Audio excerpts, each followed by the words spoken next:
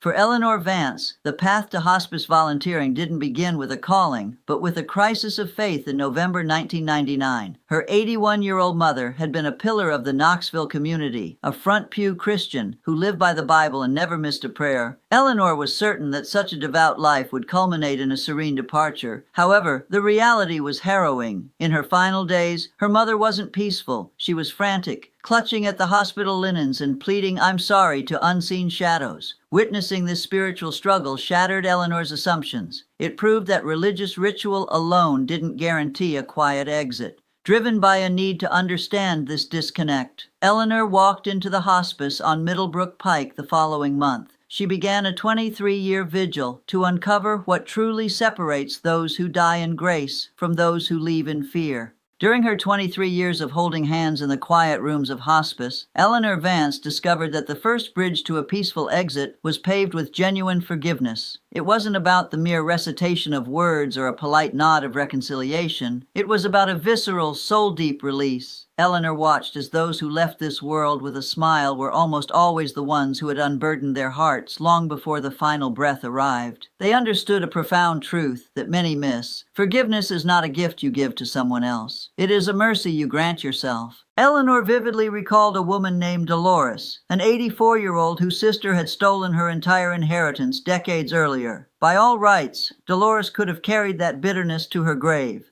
But at 75, she made a choice. She called her sister and said, "I'm done carrying this. I don't need your apology. I need to put this down." When Dolores finally passed, the room felt light, almost weightless. She didn't drag that 30-year-old mountain of resentment into her deathbed. For Eleanor, observing over 200 departures proved that anger is a heavy luggage that the soul cannot carry through the final door. The peaceful ones weren't necessarily those who had lived perfect lives, but those who refused to let past grievances haunt their present silence. They chose to let go, not because the other person deserved it, but because they deserved to die in peace. As Eleanor Vance spent more time in the quiet rooms of the hospice on Middlebrook Pike, she realized that the most peaceful departures didn't belong to saints who had never sinned.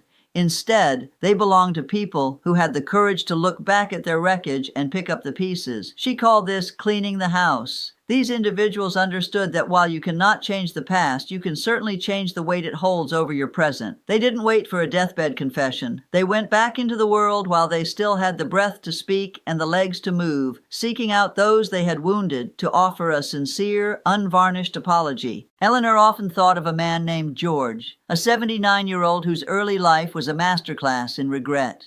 George had been a terrible father by his own admission, struggling with addiction, frequently absent, and occasionally cruel. But at 60, something shifted. George didn't just feel guilty. He took action. He drove to each of his 3 children, sat in their living rooms, and looked them in the eye. He didn't make excuses or blame his own upbringing. He simply said, "I know what I did, and I am here to own it. By the time George arrived at the hospice, he was ready. 2 of his children had forgiven him and were at his bedside. 1 hadn't and stayed away. Yet George was at peace. He had fulfilled his responsibility to the truth. He had done everything within his power to mend the bond, and because he had cleaned up his side of the street, the rejection of the 3rd child was no longer a burden he had to carry into the next world. He died on a quiet Sunday morning, leaving behind a legacy of accountability rather than a shadow of shame. Eleanor learned that peace isn't the absence of mistakes, it's the presence of resolution. As Eleanor Vance spent thousands of hours in the presence of the dying, she began to notice a chilling pattern among those who suffered the most in their final days. It wasn't always physical pain that caused their distress, but a sudden, forced confrontation with a stranger, themselves.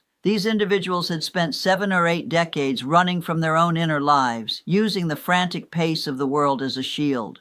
They were the ones who stayed perpetually busy, running businesses, joining every committee, and keeping the television blaring just to drown out the sound of their own thoughts. They mistook a crowded calendar for a full life, never realizing they were merely outrunning the shadows within. Eleanor recalled one woman who had been a whirlwind of productivity her entire life, raising 4 children and volunteering at multiple organizations. In her last week, she couldn't stop weeping. She confessed to Eleanor, "I don't know who I am without something to do." This is the tragedy of the busy life when it reaches the hospice bed. Dying is, by its very nature, the quietest thing there is. There are no more errands to run, no more distractions to hide behind, and no more noise to mask the soul. If you have spent 70 years avoiding your own company, that last room becomes a terrifying place. You are finally trapped with the one person you never took the time to know. Eleanor learned that peace at the end requires a habit of stillness at the beginning. You must learn to sit in a quiet room long before that room is a hospital ward. Of all the things Eleanor Vance witnessed in those final rooms, the most heartbreaking was the sudden, violent realization that later had finally run out. She saw a distinct brand of panic in the eyes of those who had spent their entire lives treating time like an infinite resource. These were the people who lived by the mantra of "not now." Not now to the phone call from a daughter, not now to the difficult conversation with a spouse, not now to the dream they kept tucked away for a retirement that felt like a distant shore. They weren't necessarily bad people, they were simply busy people who believed they had more time than they actually did.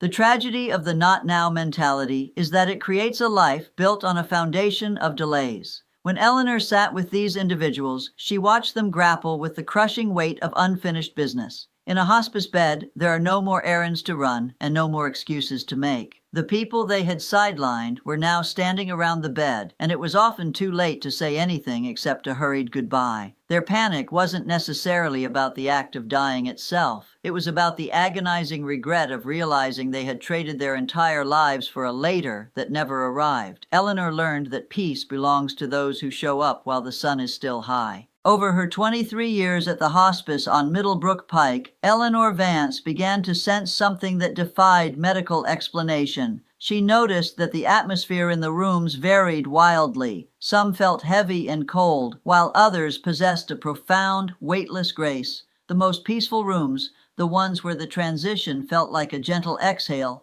belonged to those who had lived lives of quiet kindness. These weren't necessarily famous philanthropists, but the people who had spent decades performing small, unrecorded acts of mercy. They were the neighbors who drove a friend to the clinic at 2 a.m., or the strangers who quietly paid a struggling family's grocery bill without ever seeking a thank you. Eleanor realized that in their final hours, these individuals were never truly alone. It was as if the collective gratitude of every soul they had touched formed an invisible guard of honor. She could feel the prayers of people from years ago, people the patient had helped and forgotten, but who had never forgotten them. This was the true law of harvest. The seeds of selfless love they had sown throughout their lives had finally grown into a sanctuary. Their lifelong kindness had come back to escort them home, transforming a sterile hospital room into a place of sacred arrival. Eleanor learned that when you make other people's lives a little easier, you aren't just helping them, you are prearranging the peace of your own final room. In her pocket, Eleanor Vance carries a small, worn brown notebook, a silent archive of over 200 souls she has accompanied to the threshold. Beside every name, she records just one defining word: peaceful, restless, afraid, or ready. This ledger is a stark reminder that our final legacy isn't written in a frantic last-minute confession. It is etched into the soul through every choice we make today. We decide that word when we choose to forgive a decades-old grudge, when we stop running from our own silence, and when we finally make the phone call we've been putting off for later. Peace is not a gift granted at the very end. It is a harvest of the courage, accountability, and kindness we sow right now. Your final word is being written at this very moment. Before you go to bed tonight, make sure you are living toward the word you want to leave behind.